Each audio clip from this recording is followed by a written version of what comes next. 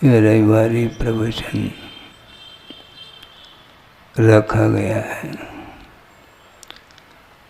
प्रातः भी जनता आई थी, लेकिन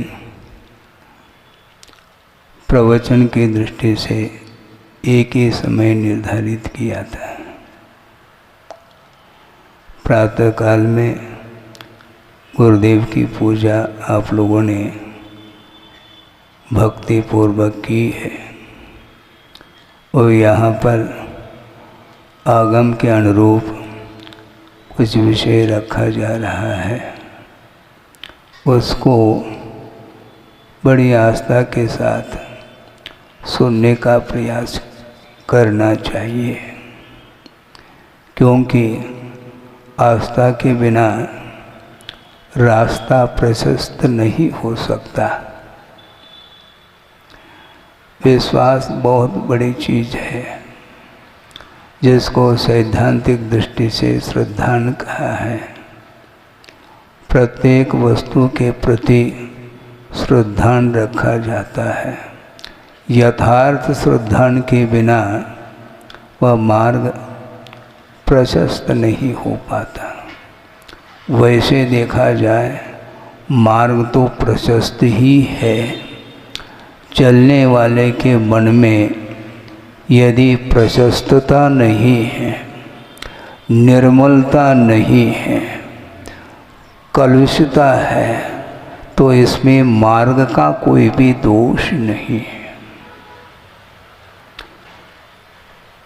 स्वयं शुद्धस्य मार्गस्य बालाशक्त जनाश्रयाम वाच्यताम यत् प्रमार्जन्ति तद्वदन्ति उपगूहनम, ऐसा कहा। स्वयं शुद्ध है, किंतु बाल अर्थात अज्ञानियों के आश्रय से, अशक्त व्यक्तियों के आश्रय से उसमें दोष उत्पन्न होता है। इसलिए मार्ग को प्रशस्त रखने की आवश्यकता है और गुरुदेव ने अपनी साधना के माध्यम से मार्ग को प्रशस्त करके ही आगे बढ़ गए। कई व्यक्तियों ने कहा कि महाराज, अब गुरुदेव के अनुपस्थिति में आपको मार्ग प्रशस्त करना है, ऐसा कई व्यक्तियों के मुख से सुना। तो हमें विकल्प मन में ये आता है, जिन्होंने 50-55 साल तक आत्म साधना की है और हम और आपके लिए मार्ग प्रशस्त करके गए हैं, उस मार्ग को सुरक्षित रखने की आवश्यकता है। वह मार्ग अपने चेष्टाओं के माध्यम से कलंकित न हो, इतना ध्यान रखेंगे तो निश्चित रूप से प्रभावना होगी।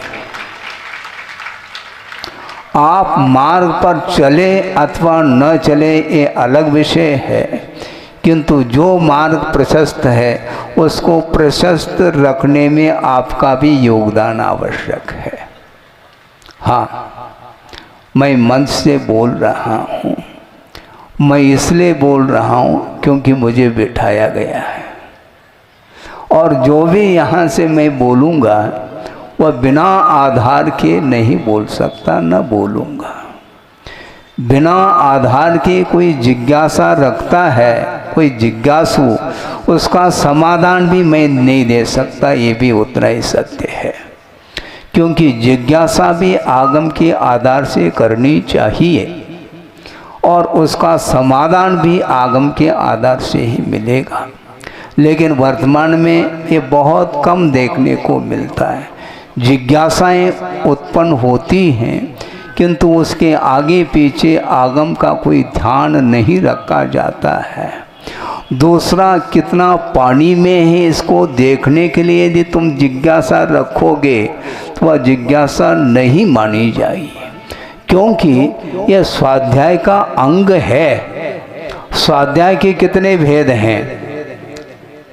प्रवचन होते रहते हैं, मनोरंजन का पुट ज़्यादा रहता है प्रवचनों में, किंतु ये ध्यान रखें कि स्वाध्याय के कितने अंग हैं। वाचना, प्रचना, अनुप्रेक्षा, आमनाय और धर्मोपदेश। अंत में धर्मोपदेश के लिए स्थान दिया है। पहले वाचना से प्रारंभ करते हैं। वाचना की परिभाषा आपको ज्ञात है? वाचना का अर्थ क्या है? पढ़ने का नाम वाचना नहीं। आप सुने, ये परिभाषाएं कुछ ऐसी हैं जो जन साधारण के लिए वो अभी तक वह परिचय में वह आया ही नहीं विषय। वाचना पूजपा स्वामी ने स्पष्ट किया है, निर्वध्य ग्रंथ अर्थ उभय प्रदानम वाचना। निर्वध्य अर्थात निर्दोष आगम के अनुरूप, ग्रंथ अर्थात शब्द और अर्थ अर्थात उसका मीनिंग, इन दोनों को जो प्रदान किया जाता है उसका नाम वाचना है। गुरुदेव वाचना करते थे, यानी प्रदान करते थे हम लोगों के लिए। महाराज कुछ बताओ। हम नहीं बताएंगे, जो बता चुके हैं उसको ग्रहण करने का पुरुषार्थ करो। प्रदान करने का नाम वाचना है, और उन्होंने जो प्रदान किया है उसको बार बार पुनरावृत्ति करेंगे तो निश्चित रूप से उसमें यदि मान लो कोई जटिलता आपको महसूस होती है, उसको उस जिज्ञासा को दूर करने के लिए प्रचना की जाती है। स्वाध्याय के अंग हैं, और स्वाध्याय असंख्यात कर्मों की निर्जरा के लिए कारण माना है। और यह स्वाध्याय तप है, ये ध्यान रखें, और यह भी अंतरंग तप के अंतर्गत आता है। और तप जो होता है वह उत्तर गुणों में समाविष्ट है। जिसके जीवन में मूल गुण ही नहीं, वह उत्तर गुण की क्या बात करता है।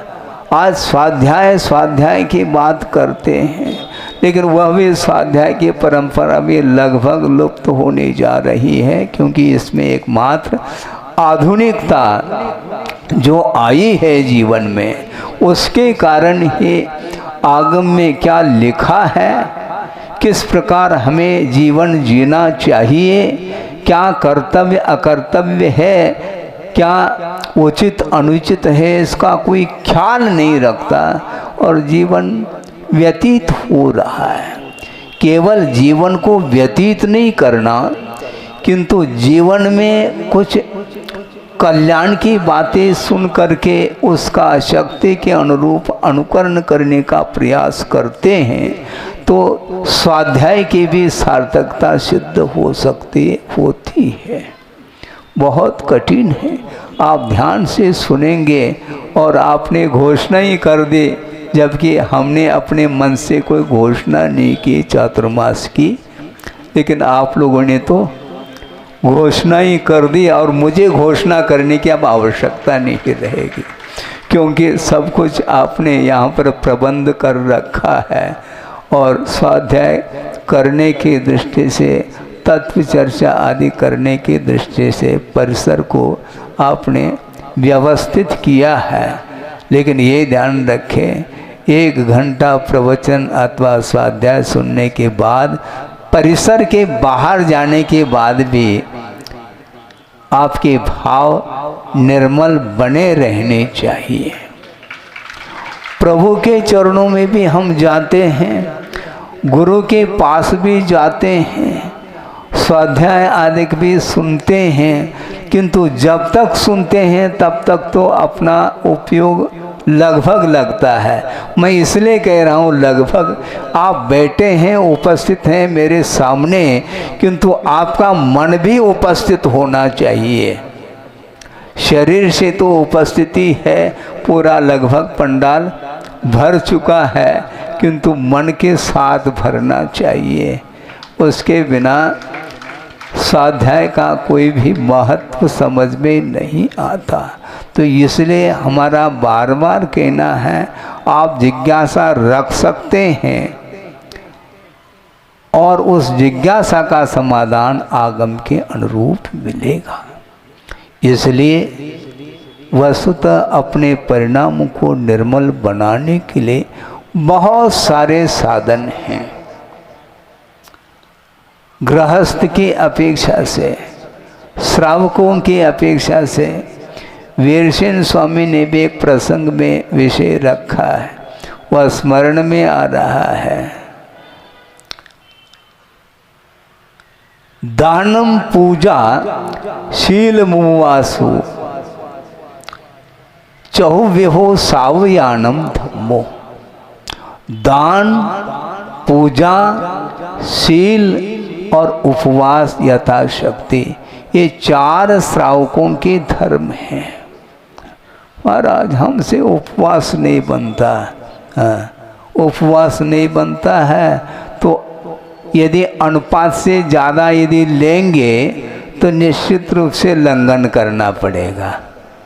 डॉक्टर ये कहता है, क्योंकि अजीर्ण हुआ है। अब अजीर्ण हुआ है तो क्या करना? कुछ नहीं करना, वो लंघन किया है इसलिए अब लंघन करो। हाँ, अति मात्रा में लिया है ना, क्योंकि बहुत रुचता है, भोजन रुचिकर है, इसलिए ख्याल नहीं रखते हुए वह अनुपात से ज़्यादा लेने में आ गया है, इसलिए अब अजीर्ण हो गया है। और अजीर्णे भोजनम विषम कहा, अजीर्ण हो गया है। उस समय यदि भोजन करेंगे वह भोजन जहर का काम करता है। उसी प्रकार यहाँ पर ये कहा जा रहा है कि शील, उपवास, दान और पूजा ये श्रावकों के धर्म हैं। फिर महाराज समय सार आदि का हमें स्वाध्याय करना चाहिए क्या नहीं? मैं करने का निषेध तो नहीं करता, किंतु आद्योपांत समय सार ग्रंथ में कुंद देव ने जो वर्णन किया है वह वर्णन श्रमण को सामने रख करके किया है।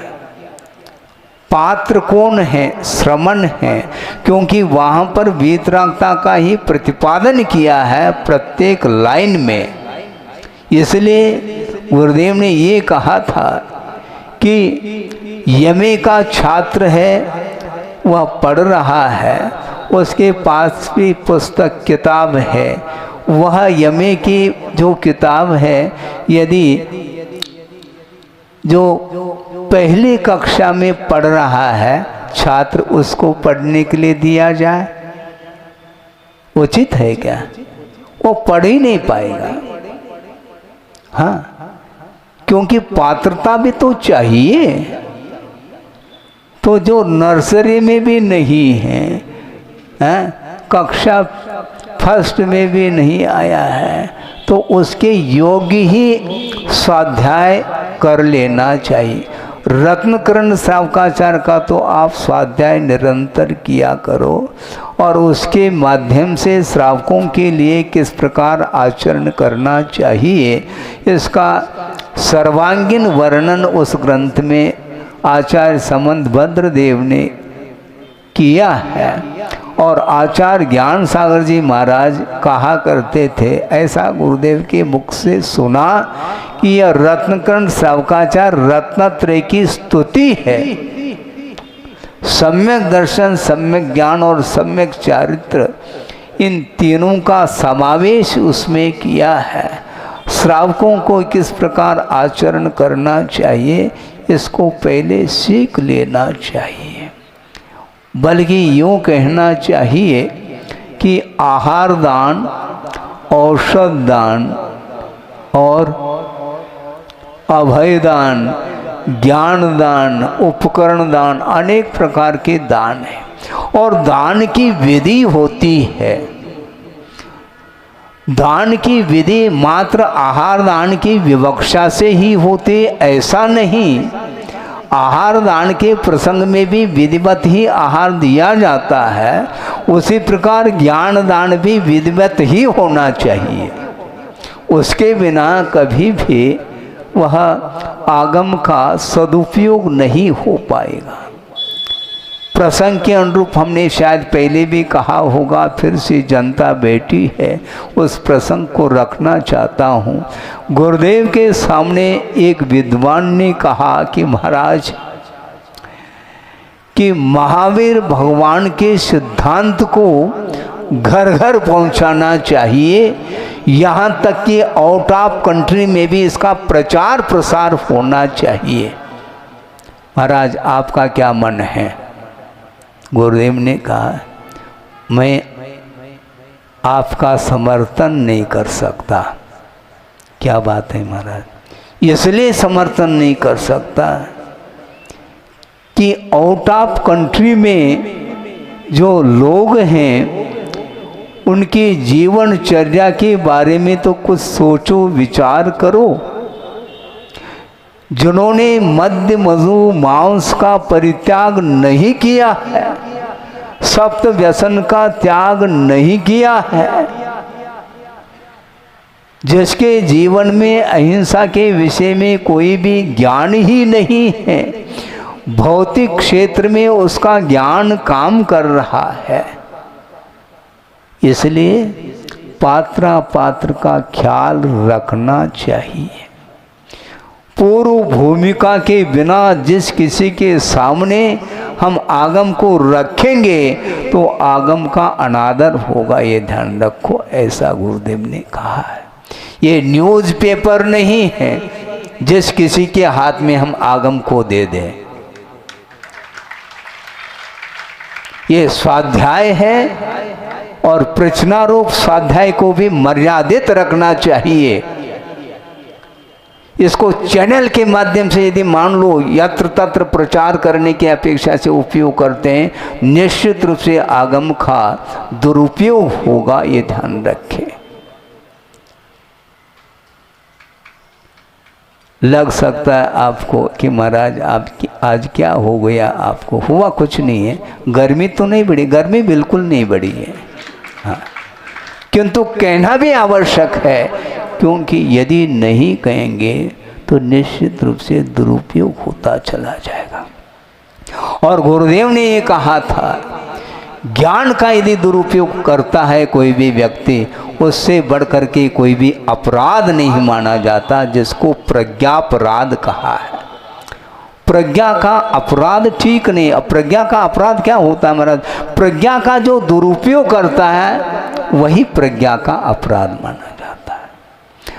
मन का दुरुपयोग करना ठीक नहीं, ज्ञान का दुरुपयोग करना ठीक नहीं। गुरुदेव ने ये कहा था, यदि मान लो कोई आ करके पूछता है, जिज्ञासा रखता है, और मान लो कोई भी श्रवण आगम के अनुरूप समाधान देने के लिए क्षमता नहीं है, योग्यता नहीं रखता है, तो मौन रहो, जिसमें सार है। किंतु विपरीत प्रतिपादन कभी भी भूल करके नहीं करना चाहिए, क्योंकि विपरीत प्रतिपादन करने से सारी की सारी जनता उसका अनुकरण कर जाएगी, वो ठीक नहीं माना जाता। मार्ग को दूषित ना करें।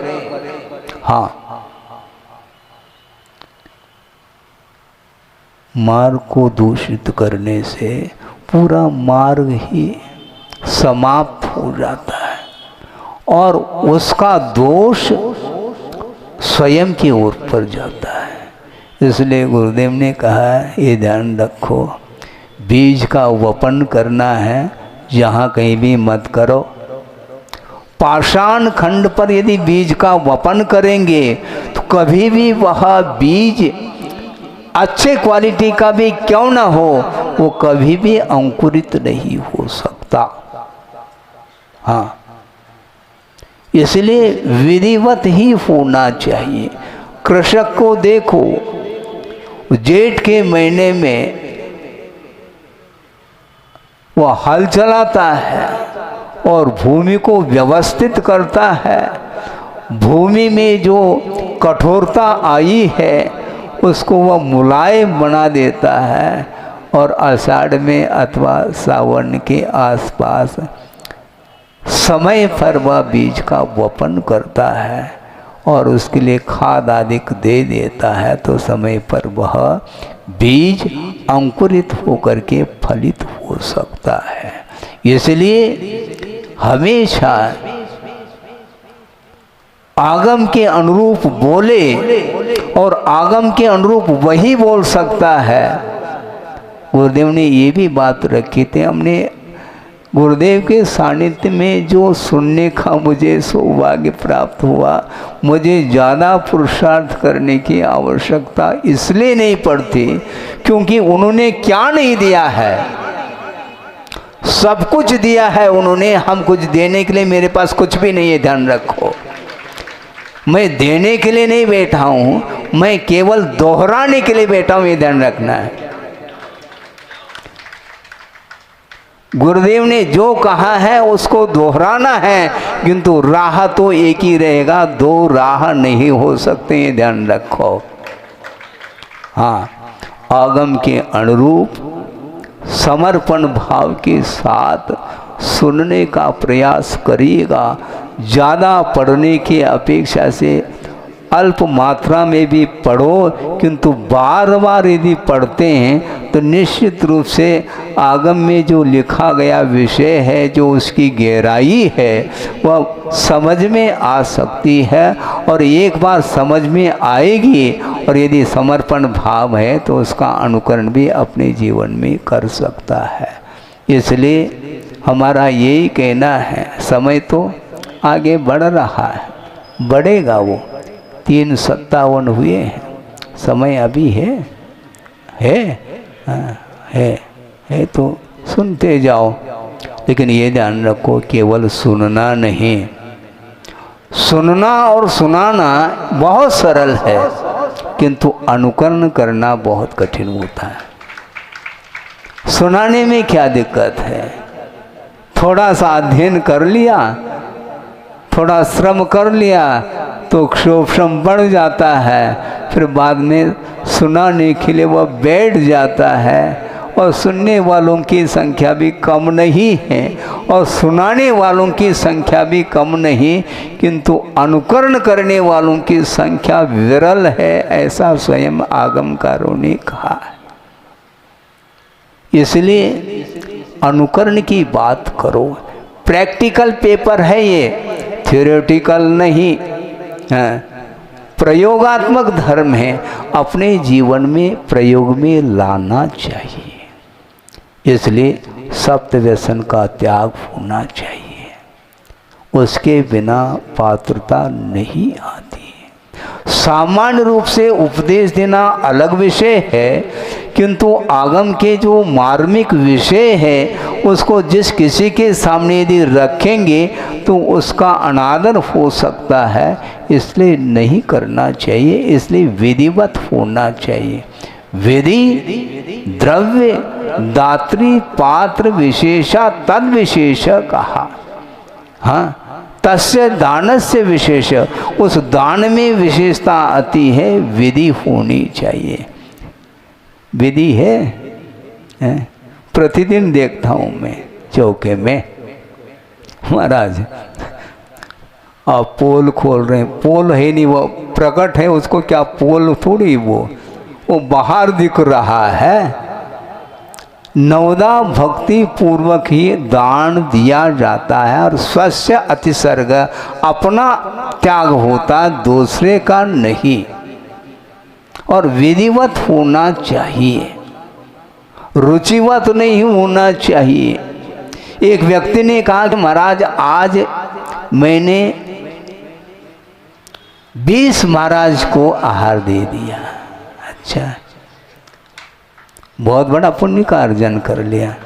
एक एक चौके में जा करके एक एक ग्रास दे करके वो आ गया। हमने सोचा कि बहुत अच्छा पुण्य का अर्जन आपने किया, लेकिन विधिवत नहीं है, ध्यान रखो। हाँ, स्वस्य अतिसर्ग, पड़गान कर लेना चाहिए और ले जा करके नवदा भक्ति होती है। उच्चासन, उसके बाद पूजन, पहला पाद प्रक्षालन, फिर पूजन, फिर बाद में शुद्धि, फिर बाद में होता है सब कुछ है। पहले से यहाँ पड़गान हुआ नहीं और किस नंबर के चौके में पहुँच रहे हैं महाराज। दौड़ते चले जाते हैं, ये ध्यान रखो। दौड़ते जाओगे तो रास्ते में जीव जंतु आपके ध्यान में नहीं आएंगे। देखते हुए सावधानी के साथ चलना चाहिए। भागते चले जाते हैं, उसको देख करके वो समय तो मैं कुछ कह नहीं सकता क्योंकि मौन रहता हूँ उस समय, लेकिन अब तो कह सकते हैं यहाँ पर है, इसमें क्या दिक्कत। अब यदि नहीं कहूँगा तो कहने का अवसर कब मिलेगा। इस प्रकार नहीं होना चाहिए। सावधानी के साथ जीव जंतुओं की विराधना न हो, इस प्रकार नीचे देखते हुए धीरे धीरे चलना चाहिए। पहले से 40 एक व्यक्ति पहुंच जाते हैं चौके में और ये और कह देते हैं महाराज हम तो ये तय के हैं। तो उनको हमने कहा भैया हम ही बाहर के हैं। अब क्या कहा जाए उनके लिए, बोलो आप। ऐसा बिल्कुल नहीं होना चाहिए। जबकि 50 साल से आप देखते आए हैं गुरुदेव की चर्या को, और उन्होंने जो बताया है उसको कब सीखोगे महाराज। भावना तो रहती है, भावना अलग वस्तु, भक्ति अलग वस्तु, किंतु विवेक के साथ जो भक्ति की जाती है उसी के माध्यम से पुण्य का संचय होता है। तो इसलिए उस विद्वान को बात समझ में आ गई कि गुरुदेव ने समर्थन क्यों नहीं किया है। आउट ऑफ कंट्री में है क्या, कुछ भी नहीं वहाँ पर। कॉमन सेंस, व्यावहारिक ज्ञान तक नहीं उन्हें कि किस प्रकार हमें चलना चाहिए। दया के विषय में कोई भी ज्ञान नहीं, ककारा नहीं जानते, तो उनको हम कहाँ तक आगम का विषय सामने रख पाएंगे, संभव नहीं है। इसलिए बहुत सोच समझ करके इस विषय को समझते हुए आप अपने परिवारों को भी समझाने का प्रयास करिए। आप ही यदि नहीं समझ पाएंगे तो परिवार के लोग कैसे समझ पाएंगे। बहुत कठिन होता है, लेकिन कठिन होते हुए भी बार बार प्रयत्न करने से वो संस्कार आ सकते हैं अपने जीवन में। क्योंकि संस्कार जो आते हैं वो तत्काल नहीं आते हैं। संस्कार का अर्थ क्या होता है मैं बताओ है? संस्कार का अर्थ क्या होता है? कंटिन्यूटी, निरंतरता का नाम संस्कार है। ये तो कहीं पढ़ा नहीं महाराज, समझ लो थोड़ा सा। दूध को तपाना है पीने के लिए, तो आपने दूध को पात्र में डाल करके सिगड़ी पर रख दी और वह यूं रख करके उतार दिया है। वह संस्कार नहीं है, केवल रख करके उतार दिया है। बार बार दिन भर में रख करके उतारते चले जाओगे तो कभी भी वह दूध तपेगा नहीं। उसी प्रकार निरंतर आपको स्वाध्याय आदि करना चाहिए, तब कहीं जाकर के आपके जीवन में संस्कार आ सकते हैं। और मोहजन्य संस्कार को डिलीट करने के लिए कितने भव लगेंगे कहा नहीं जा सकता। अतीत अनंत काल में अनंत भव चले गए हैं प्रत्येक के, और वह मोह अभी भी समाप्त नहीं हो पा रहा है। मोह की बात आती है, राग की बात आती है तो आपकी नींद गायब हो जाती है, और वीतरागता की बात आ गई तो नींद आने लग जाती है। क्योंकि वीतरागता रुचती नहीं है ना, समस्या ये है।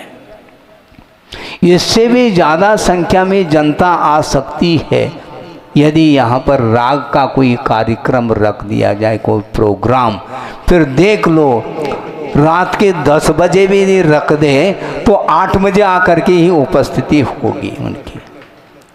किंतु धार्मिक अनुष्ठान की अपेक्षा से बाद में आएंगे और पहले निकल जाएंगे। हाँ, आएंगे बाद में और जिनवानी स्तुति के बिना ही निकल जाएंगे वो।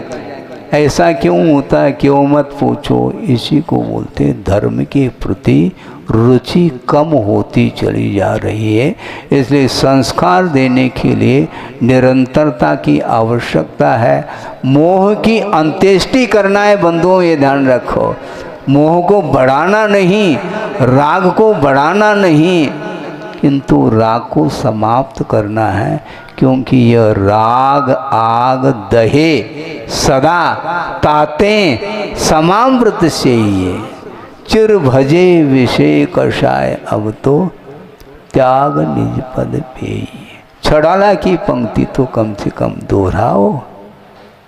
राग को आग के समान कहा है, लेकिन धर्मानुराग हमारे लिए वरदान सिद्ध होता है।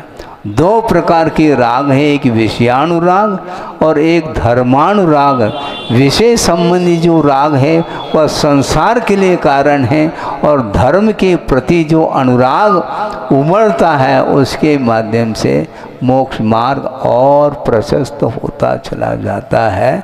इसलिए मेरा राग आपके प्रति है, किंतु धर्मानुराग है, ये ध्यान रखो। हाँ, मुक्तागिरी से नागपुर आ गए और नागपुर से पुनः भोपाल आ गए। महाराज आपका मन मुक्तागिरी में लगा नहीं क्या? लगा तो है। 40 दिन तक लगभग वहाँ पर रहे और अच्छा धर्म ध्यान हो गया सबका। फिर बाद में फिर जो सिटी में रहते हैं, शहर में रहते हैं, उनके लिए भी तो कुछ ख्याल रखना पड़ेगा ना। हाँ, इसलिए नागपुर में आकर के 3 महीने ग्रीष्मकालीन समय व्यतीत किया। उसके बाद यहाँ 15-20 दिन में भोपाल आ गए हैं। काय के लिए आए हैं? किसके लिए आए हैं? जो गुरुदेव ने श्रम किया है, जो दायित्व आपके कंधे पर रखा है, उसको जल्दी से जल्दी उस दायित्व को पूर्ण करना है। उस कर्तव्य को पूर्ण कौन कर रहा है इसको देखने के लिए मैं आया हूँ, ये ध्यान रखो। यहाँ पर कमेटी है और कमेटी के साथ साथ पूरी समाज है और भी अन्यत्र के भी समाज यहाँ पर आएगी। और ये विशाल जनालय जो बनने जा रहा है, इसको देख करके अपने आप ही धर्म के प्रति और अनुराग बढ़ता जाएगा। और जितने जल्दी आप जनालय को पूर्ण करेंगे उतने जल्दी मुझे दर्शन करने का अवसर मिलेगा।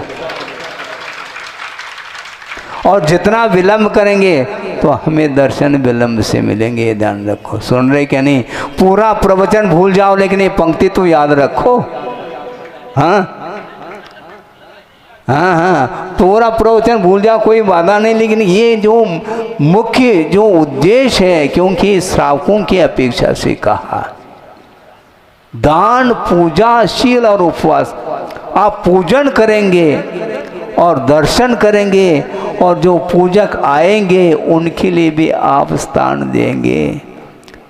आपके इस श्रम के माध्यम से दूर दूर के लोग आकर के विशाल जो जनालय इसका दर्शन करेंगे और उसमें जो जनबिंब स्थापित करेंगे आप, उसके दर्शन करके जिसके अंदर सम्यक दर्शन है और मजबूत होगा, जिसके अंदर नहीं है तो जनबिंब के दर्शन करने से सम्यक की उत्पत्ति होगी। वो सारा का सारा श्रेय आप लोगों को जाने वाला है, ध्यान रखो। इसलिए गुरुदेव ने बहुत करुणा करके आप लोगों के लिए, क्योंकि आप लोग गृहस्थ हैं और गृहस्थ अपने जीवन को जीता है और परिवार के लिए भी अपना योगदान देता है, वित्त का संचय करता है, किंतु सांसारिक ऐसा कोई भी कार्य नहीं होता जिसमें पाप का अर्जन ना होता हो। इसलिए जीवन में जो कुछ भी पाप का अर्जन हुआ है संसारी प्राणी के द्वारा, उस पाप को धोने के लिए यह प्रकल्प है, ध्यान रखो। समझ रहे हैं क्या? नहीं समझते तो 2 तारीख को समझ लो। हाँ, रिजल्ट तो उसी दिन खुलेगा। हाँ, पेपर लिखो अच्छे से।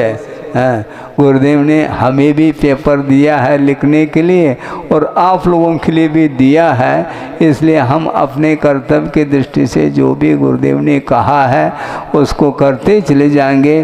बड़े भावों के साथ, हाँ, भीग करके हम अपने पेपर को लिखेंगे। उसी प्रकार आप लोगों का भी कर्तव्य है। गुरुदेव ने अकेले हो करके जो प्रभावना की है, विश्व को जो प्रकाश दिया है, अब मुझे प्रकाश देने की आवश्यकता नहीं, उन्होंने जो प्रकाश दिया है उसमें चलने की आवश्यकता है। और उन्होंने प्रकाश दिया है, इसके उपरांत भी जो चलना नहीं चाहता है तो वह अंधेरे में है, ये ध्यान रखो। इसलिए यथाशक्ति चलो। आपका समय हो रहा है। यह प्रतिदिन इस प्रकार के प्रसंग आगम के आधार से आप लोगों को सुनने को मिलेंगे। तत्व चर्चा आदि के माध्यम से भी आपका ज्ञान विकसित होगा।